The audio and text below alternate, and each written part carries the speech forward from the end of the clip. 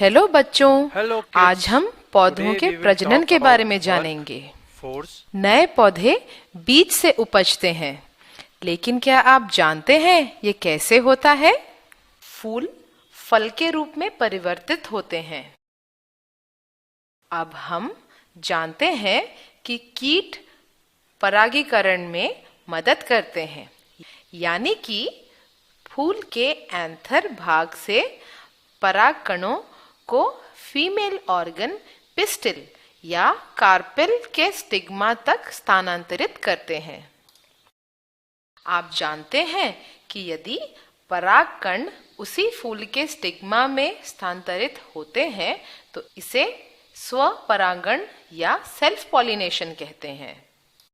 और जब एक फूल के एंथर के पराग कण उसी समान तरह के फूल के पराग कणों में स्थानांतरित होते हैं तब इसे परागण कहते हैं।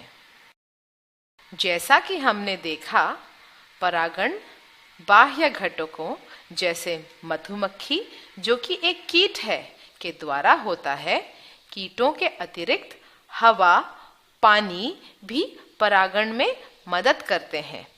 इसीलिए ये सभी एजेंट्स ऑफ पॉलिनेशन यानी कि परागण के कारक कहलाते हैं।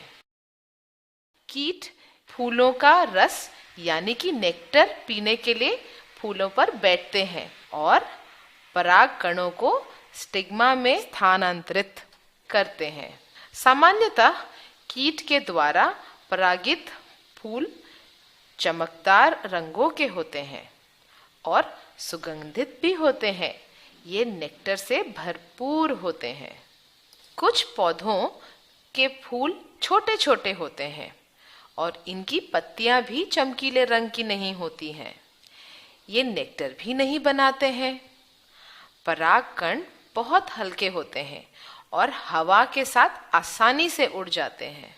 इसलिए हवा परागीकरण के एजेंट की तरह कार्य करती है, जैसे कि वीट, मेज, राइस इत्यादि में। कुछ जलीय पौधे जैसे सी ग्रास में जल के द्वारा पॉलिनेशन होता है, क्योंकि जल प्रवाह में बहकर पोलन धीरे धीरे दूसरे फूलों तक पहुंच जाते हैं।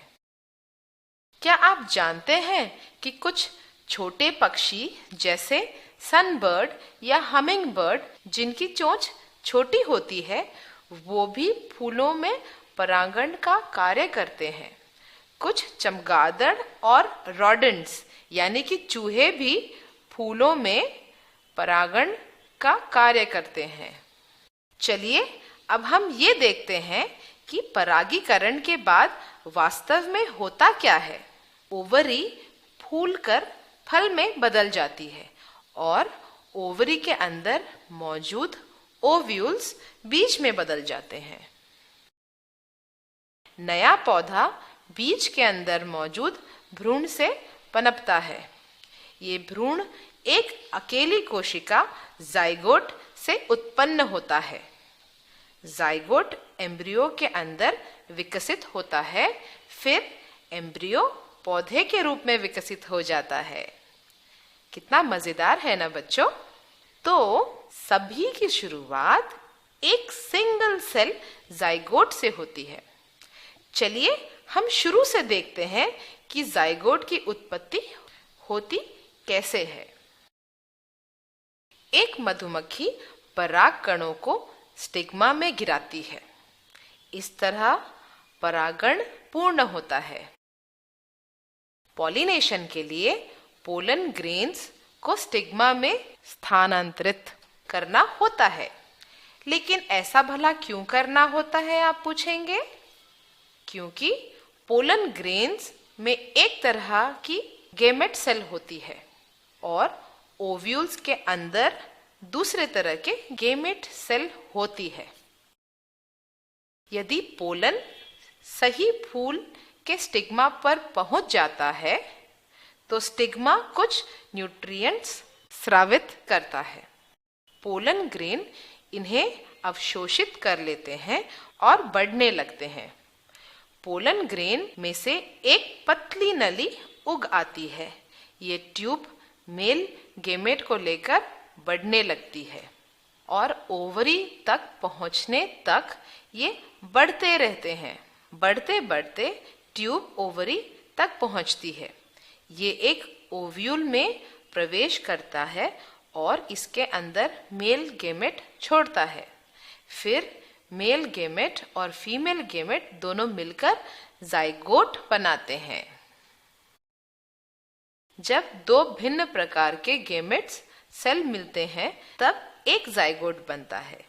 ये जाइगोट एम्ब्रियो में बदल जाता है। क्योंकि पोलन ग्रेन्स फूल के मेल पार्ट से आते हैं, इनमें मेल गेमेट होते हैं और ओव्यूल में फीमेल गेमेट्स होते हैं। जाइगोट के लिए मेल गेमेट और फीमेल गेमेट के इस तरह मिलने या फ्यूजन होने को हम फर्टिलाइजेशन कहते हैं। फर्टिलाइजेशन के द्वारा जाइगोट उत्पन्न होता है।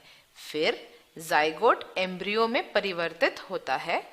फिर एम्ब्रियो पौधे में। पौधों के इस तरह के प्रजनन को जैविक प्रजनन यानी कि सेक्सुअल रिप्रोडक्शन कहते हैं। सेक्सुअल रिप्रोडक्शन में पौधों के गैमेट्स भाग लेते हैं और मेल और फीमेल गैमेट्स मिलकर जाइगोट बनाते हैं। आप जानते हैं कुछ पौधे जैसे कि हिबिस्कस के पौधों में एक ही फूल में मेल और फीमेल गैमेट्स होते हैं। इस तरह के फूलों को द्विलिंगी पुष्प यानी कि बाइसेक्सुअल फ्लावर या कंप्लीट फ्लावर कहा जाता है। वहीं दूसरे पौधों में जैसे कि भुट्टा, पपैया, कद्दू आदि फूलों में तो मेल गैमेट्स होते हैं या फिर फीमेल गैमेट्स होते हैं।